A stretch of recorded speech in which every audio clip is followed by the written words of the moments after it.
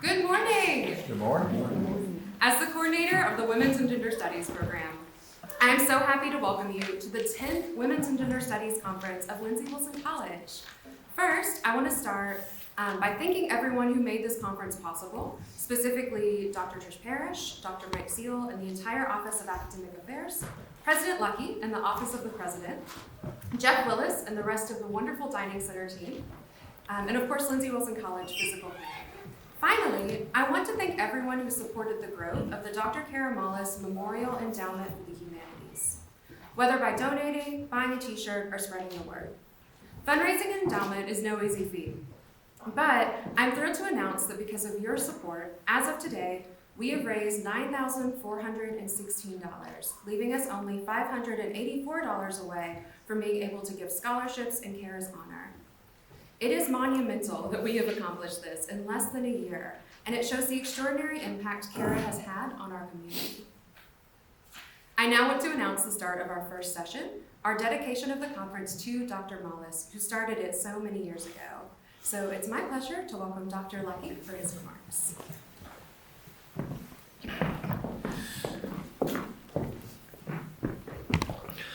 Thank you, Dr. Carr. Well, good morning and welcome. What better way to launch this year's conference on women's and gender studies than to have a white male to get things started? Having said that, I want you to know how much I truly enjoy the work that you do, the presentations, the papers, the scholarship, and the scholarly thinking that takes place not only this week, but throughout the year. We would not be where we are today as a college without the leadership, the vision, the passion, and the commitment from Dr. Kara Mollis. Kara saw some things that needed to be fixed, some minds that needed to be opened when she arrived on campus 15 years ago. What an incredible impact Dr. Mollis has made and continues to make here at Lindsey Wilson College. What a great idea that the person who envisioned, created, and refined our Women's and Gender Studies program, as well as this event, is now being honored in perpetuity by formally naming this event the Dr. Kara Mollis Conference on Women's and Gender Studies. I now would like to invite Dr. Trish Parrish, our VP for Academic Affairs, and a strong advocate for Dr. Mollis, to come forward and share.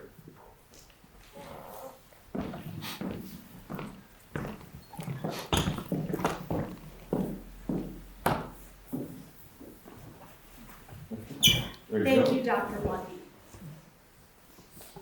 It is an honor to be here today to talk about my friend and colleague, Kara Mollis, and to be part of the renaming ceremony of this conference that she helped to launch.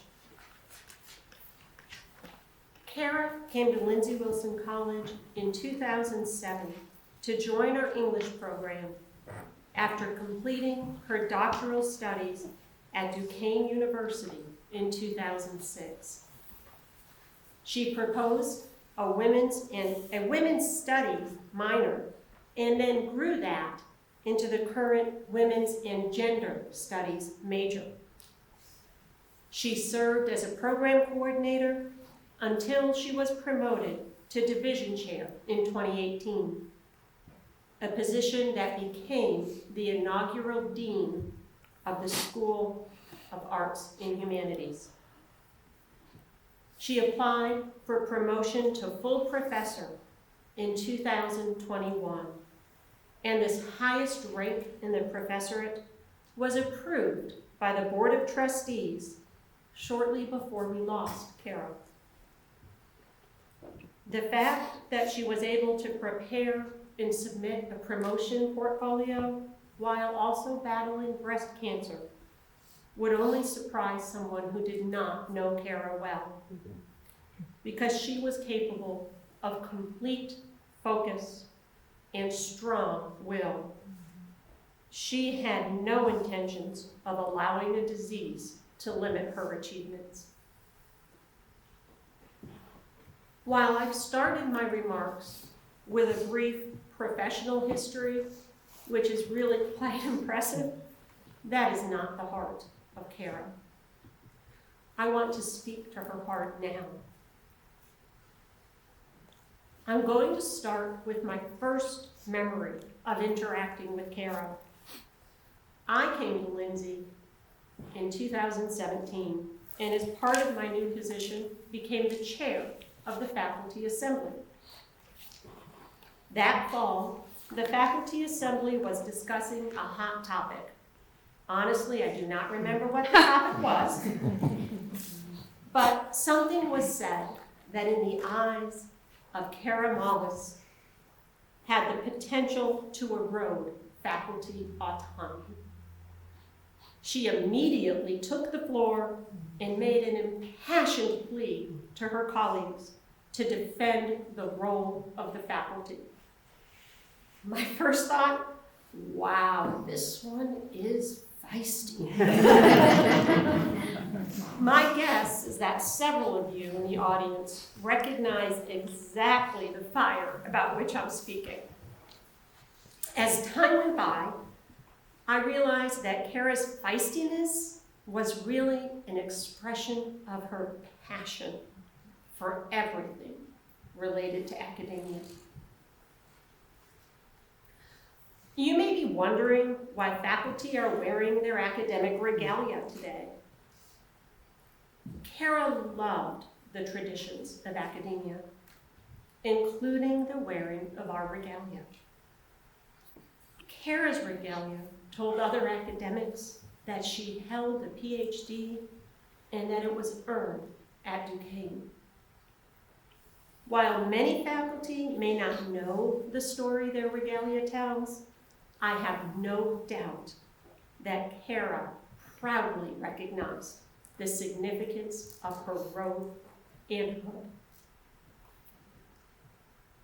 As I noted earlier, Kara is responsible for the development of our Women's and Gender Study program, including this conference.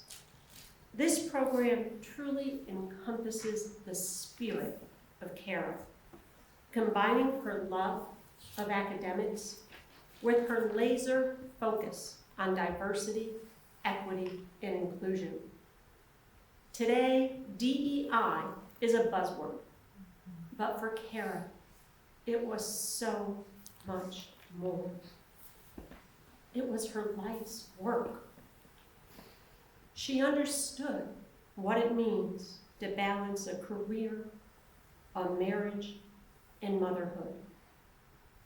And she did this beautifully, always putting Luca and Sophia at the center. Kara fought for equality and for inclusion, not just within the Women's and Gender Studies program, but throughout her work on campus. She was involved in Take Back the Night, an event focused on ending sexual abuse. She championed equity across programs and for all faculty while serving on the Faculty Affairs Council. She recognized the need for diverse understanding when she expanded women's studies to include a focus on gender. She fought for high academic standards and then was totally invested in helping her students achieve those standards to ensure that our diverse students were well prepared upon graduation. Kara displayed both strength and compassion in everything she did. I want to take a moment to talk about the Kara I knew best, Kara the leader. I shared with you about my first interaction with Kara. So when she applied to become division chair, I thought, can someone that feisty, really make the transition? And honestly, do I want to engage with that level of energy every day? Wow. But then I interviewed Kara, and she really knocked my socks off. She innately understood how to ensure strong classes for students. Faculty had to be happy, but they also needed to be held to a high standard. Her commitments to the liberal arts and humanities, combined with her focus on equity, made her an exceptional advocate for her students and for faculty, while also holding them to that high standard that was so important to her. Over time, Kara's leadership skills grew. She attended leadership trainings, read leadership books, and constantly implemented what she learned. She was an avid communicator. We used to joke that I talked with her more than I did with my husband. And I have to say, I love every single interaction with her. Recently, someone told me that she saw Kara and me as a sort of kindred spirits. I can only hope that is true, that I, in some way, offer the strengths Kara did, and that I honor her with my work. It is difficult to say how much I miss Kara, how much we all miss her. The dedication of this conference in her honor is the perfect memorial. Thank you all for being here to celebrate Dr. Kara Mollis and her legacy.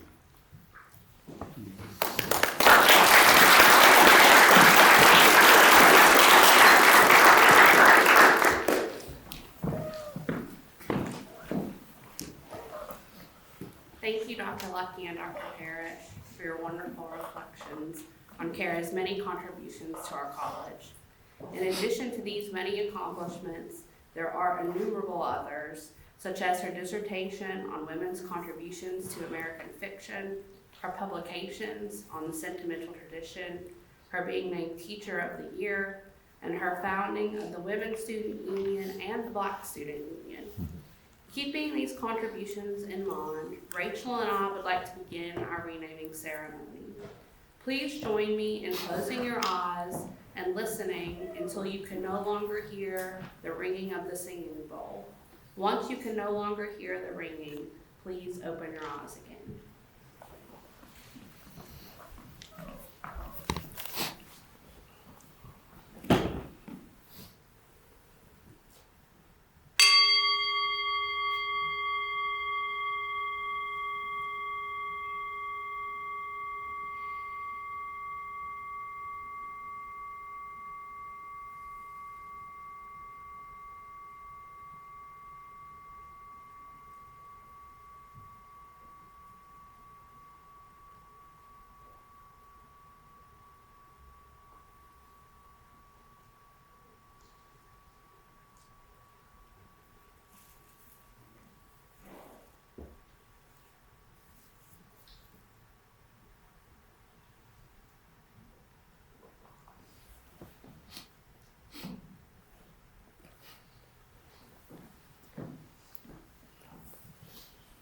We can no longer hear the sound of the bowl, and yet what is around us has been forever changed.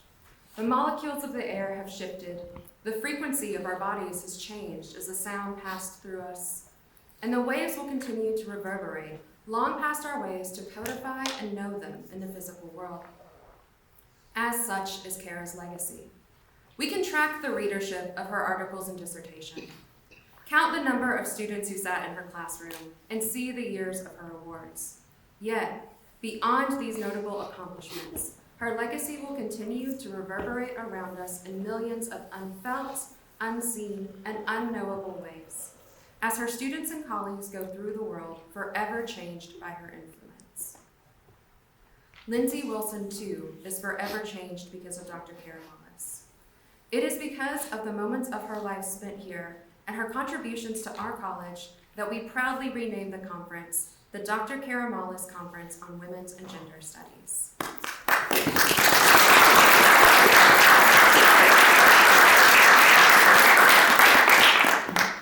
Thank you so much for coming here today. We have time for coffee and conversation in the Slider lobby before the start of our first panels, which begin at 10:30 upstairs in Slider 300.